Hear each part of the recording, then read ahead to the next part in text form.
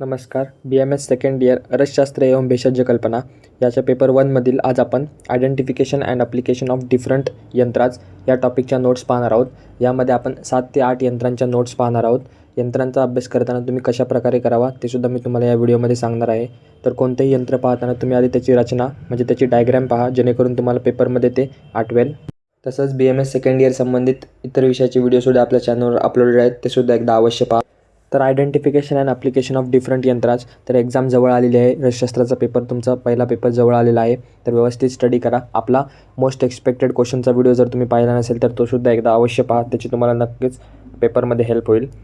तर डोला यंत्र, त्यामध्ये काय काय असतं तर दंड, सूत्र, द्रव, पोटली, औषधी, अग्नी इत्यादीचा समावेश होतो. साईडला तुम्ही डायग्राम पाहू शकता की कसं खालून अग्नी दिली गेलेली आहे, त्याच्यानंतर वरती एक माठ ठेवलेला आहे किंवा तुम्ही त्याला हंडा म्हणू शकता. त्याच्यामधून एक दंड टाकलेला आहे त्याच्या गळ्याशी, नंतर त्याला एक दोरा सूत्र बांधून त्याला पोटली बांधलेली आहे व त्या पोटलीला खालून स्वेदन दिलेलं आहे आणि द्रव टाकून.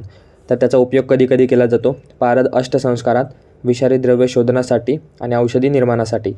त्यानंतर डमरू यंत्र, तर तुम्ही सुरुवातीला कोणतंही यंत्र पाहताना त्याची रचना आधी पाहून घ्या, त्याचा डायग्राम लक्षात ठेवा, त्याचा डायग्राम डोक्यात रिवाईज करायला शिका, जेणेकरून तुम्हाला पेपरमध्ये जरी अनोळखा यंत्र पडला तरी तुम्ही त्याच्या डायग्रामवरून तरी कमीत कमी थोडीफार माहिती लिहू शकता व तो क्वेश्चन अटेम्प्ट करू शकता. तर डमरू यंत्र 2 सारख्या आकाराची मृतपात्रे घेऊन त्यांचे मुख परस्परावर ठेवावी व संधीस मातकापड करून संधिबंधन करावे. त्याचा उपयोग पारद भस्म निर्माण, हिंगोलोत्त पारद निर्माण आणि नवसागर शोधन. तर यामध्ये काय केलं जातं की 2 सारख्या आकाराची मृतपात्रे घेतली जातात. एक पात्र सरळ तर दुसरं त्याच्यावरती उलटं त्याच आकाराचं ठेवलं जातं व त्यांची दोन्ही तोंड मातकापड केली जातात. त्यानंतर खालून अग्नी दिला जातो आणि वरून एक ओलं वस्त्र ठेवलं जातं. त्यानंतर नेक्स्ट यंत्र आहे पालिका यंत्र, म्हणजेच आपली पळी. तर उभा दांडा असलेली लोहाच्या गोलाकार पात्रास आपण पालिका यंत्र असं म्हणतो. साईडला तुम्ही डायग्राम पाहू शकता. त्याचा उपयोग आहे पारदामध्ये गंधकाची जारणा करणे, परपटी निर्माण करणे आणि कज्जली तापवण्यासाठी. नेक्स्ट आहे पुटयंत्र. 2 समान आकाराची मातीचे सराव घेऊन त्यास आतून चुन्याचा लेप करावा व ते एकावर एक ठेवावे, जेणेकरून असं रचना तुम्हाला इथे दिसू शकते. तर त्याला आपण पुटयंत्र असं म्हणतो. दोन्ही शरावांना मुखास संधिबंधन करावे. त्याचा उपयोग सांगितला आहे शंखभस्म निर्माण, कपर्दिक भस्म निर्माण, अभ्रक भस्म निर्माण आणि द्रव्याचे भस्म तयार करण्यासाठी. तर हे होतं पुटयंत्र. नेक्स्ट यंत्र आहे घटयंत्र. आता घटयंत्र म्हणजे काय तर व्यवहारात आपण याला घागर असं म्हणतो. तुम्हाला साईडला डायग्राम दिसत असेल, ते मातीचे पक्के भाजलेले व न झिरपणारे एक घागर असते, त्याला आपण घटयंत्र म्हणतो. त्याचा उपयोग स्वरस, क्वाथ, अरिष्ट ठेवण्यासाठी आणि द्रव साठवण्यासाठी केला जातो. तर हे तर तुम्हाला एक्झामला नाही विचारणार. वालुका यंत्र, या यंत्राचे 4 भाग असतात. आता वालुका यंत्र हा जरा मोठा यंत्र आहे व विचारण्यासारखं यंत्र आहे, तो व्यवस्थित स्टडी करा. साईडला डायग्रामसुद्धा तुम्हाला दिसत असेल.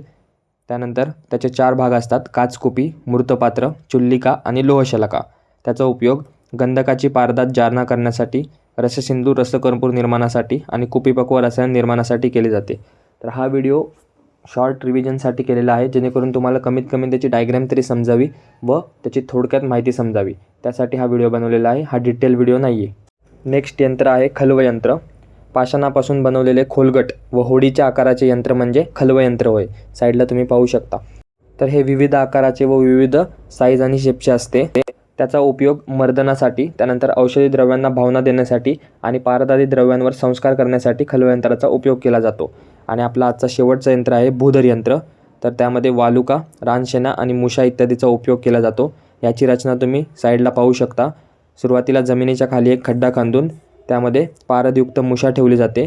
त्यानंतर मुशेच्या आजूबाजूने सर्व साईडला वालुका म्हणजे वाळू ठेवली जाते व नंतर त्याला वरती झाकून तो खड्डा भरून त्याच्यावरती रानशेण्या रचल्या जातात व रानशेण्यांना नंतर अग्नी दिला जातो आणि त्या अग्नीच्या ह्याच्याने खाली पारदयुक्त मुशामध्ये स्वेदन होतं.